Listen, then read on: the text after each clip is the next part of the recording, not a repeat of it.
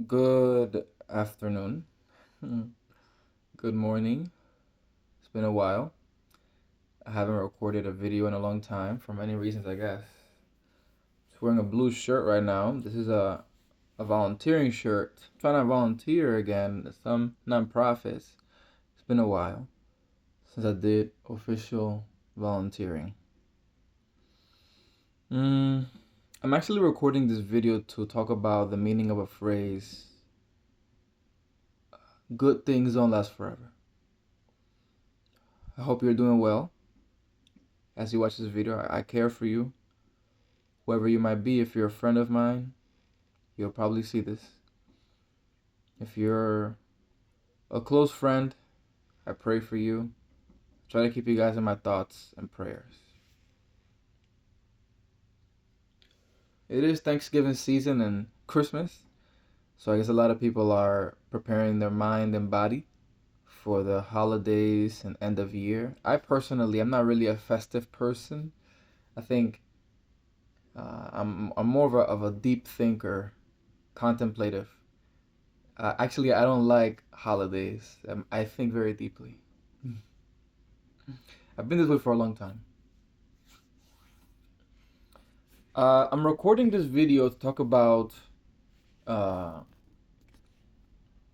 sorry. To talk about a phrase that says good things don't last forever. I created a blog post for the first time, my own personal blog. I think maybe like 10 months ago now, like in February of this year, maybe a year. We can just say a year ago.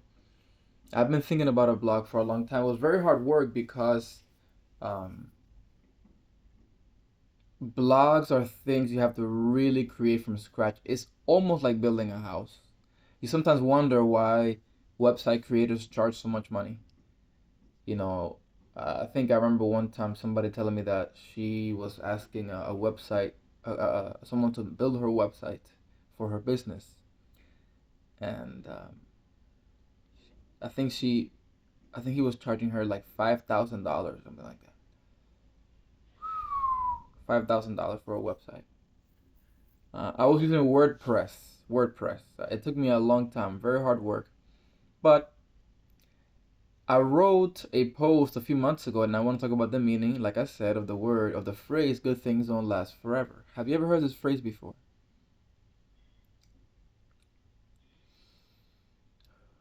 When I was younger, until today, I thought this was a bad phrase. Because I used to be very idealistic. A part of me is very idealistic. I like only thinking about the ideal. And the way things should be, and I don't like those kind of critical, kind of cynical. It's called cynicism, kind of people say, no, you can't trust, I don't believe, it's not true, it's not gonna last forever, don't have faith, kind of thing. Like, I was very much against that theory and that lifestyle. Um, but now I'm learning for the first time what it means when they say good things don't last forever. En español, it'd be lo que tú tienes no durará para siempre, something like that. What you have won't stay forever. Another phrase that's similar to this one is one that says, you don't know what you have until you lose it. I believe the meaning of this refrán, in Spanish we call it refrán, this proverb, right? This um, word of wisdom uh, is that. So I believe in God, right? I have to use his name right now. So God is invisible, right? So he knows life is hard for us, right? I think he knows, even though we feel like he's not doing anything about it. I know I feel like that sometimes, right? I've been very angry at him. I won't lie. I'm not saying it's good. I'm just saying I was. Um, and I used to promote and defend the idea You can't say good things won't last forever because what about eternity? Like what about eternal? God is eternal. He's gonna last forever, kind of thing. So, sorry. See my teeth in camera kind of look kind of weird. Um, Good things won't last forever. What does it mean? Have you ever met somebody in your life that they came almost like stardust? It was like a shooting star. You ever seen a shooting star? Shooting stars are things that it's like in the sky, and you're like, wow, look at that. It's like when you see a special experience, and I think God wants to remind us of his love, long story short. And he allows us, right? He gives us those experiences, those like moments of people, places, or things that really make us happy. But I think we aren't meant to get stuck on that perfection or that amazing experience. I know I have to work a lot on that. When I was a student in South Korea, and I don't like talking about Korea too much because it's very difficult for me actually, but um, I was a student in South Korea for 2 years. Um, you know, an exchange student, you can say, like an exchange student. I never knew I was gonna do that, to be frank, but sorry, a lot of stress in my body right now. But I once met this beautiful young lady. I have no idea who she is, by the way. It was the first time, and I think I had just come from taking an exam.